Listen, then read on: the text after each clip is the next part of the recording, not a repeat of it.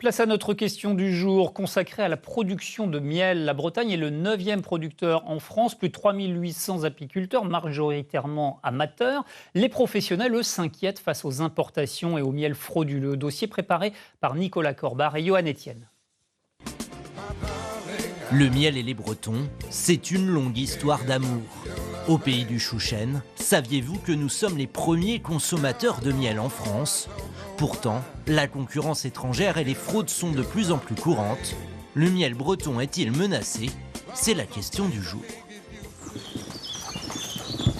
Corentin Bellé est en pleine récolte de miel de printemps. Il gère ici tout seul ses quelques 300 ruches. Voilà, donc là on voit la reine. C'est une reine de l'année dernière. Il y a un an, Corentin est devenu apiculteur professionnel, une reconversion pour cet ancien banquier. Ce qui me plaît, c'est le contact avec la nature. Pouvoir faire mes reines, mes essaims, produire le miel, enfin tout maîtriser en fait, de la reine à la mise en pot. Comme Corentin, en Bretagne, on dénombre 76 apiculteurs professionnels, un chiffre en augmentation chaque année, mais notre région reste dans la moyenne de la production apicole de France. On trouve ici du miel de châtaignier, d'aubépine ou encore l'emblématique miel de sarrasin. Le miel, c'est un peu à chaque fois une surprise, quoi. Quel goût il va avoir, qu'est-ce qu'il a donné sur ce rucher-là. Et même des fois d'une ruche à l'autre, en fait. Il y a des abeilles qui vont trouver un spot, un champ que les autres ne vont pas trouver, et le miel aura un goût différent. Donc c'est vraiment un produit naturel qui n'est pas transformé, qui n'est pas industriel. Pourtant, c'est bien l'industrie qui menace les petits apiculteurs bretons, car le recours aux importations est de plus en plus fréquent. Un miel venu de Chine, mais aussi d'Espagne et d'Ukraine. Des produits qui, selon un rapport de la Commission européenne, sont souvent frauduleux. Sur 320 échantillons, 46% des miels examinés étaient coupés avec du sirop ou n'étaient même pas du miel.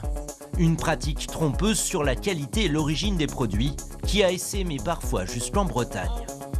On entendait qu'il y avait des fraudes à droite et à gauche et on s'est posé la question de comment mettre un petit peu une garantie sur le marché du miel, une garantie sur le marché du miel de Bretagne, quoi.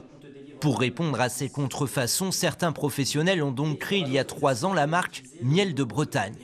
Concrètement, on va vérifier tout l'enregistrement de ta traçabilité, mais on va aussi vérifier les conditions d'extraction et de mise en pot de ton miel. Pour faire partie de l'association, Corentin devra être capable de prouver de quelle ruche vient chacun de ces pots de miel. Dans un an, il pourra peut-être rejoindre la vingtaine d'apiculteurs labellisés. C'est vraiment une démarche qui rassure, qui garantit la traçabilité et qui rassure les consommateurs. Et qui est aussi bénéfique aux apiculteurs, parce que ça leur donne aussi c'est une mise en lumière aussi pour eux. Il y a quelques semaines, le Parlement européen a aussi voté une nouvelle directive. La provenance du miel sur les étiquettes devra désormais être détaillée pays par pays. Mais pour davantage protéger le terroir breton, l'ambition à long terme des apiculteurs pourrait être d'aller vers une IGP, une indication géographique protégée. Il en existe seulement 4 en France. L'IGP, c'est quand même quelque chose d'hyper cadré et d'hyper strict en termes de cahier des charges. Et ce serait de passer un niveau au-dessus sur la réglementation et sur la traçabilité pour répondre un petit peu aux suspicions et aux peurs des consommateurs. Ouais. Si le miel breton est en effet menacé par les fraudes et les importations, les apiculteurs professionnels organisent donc la résistance en affichant une totale transparence sur l'origine des produits, une manière aussi de valoriser le travail des abeilles bretonnes.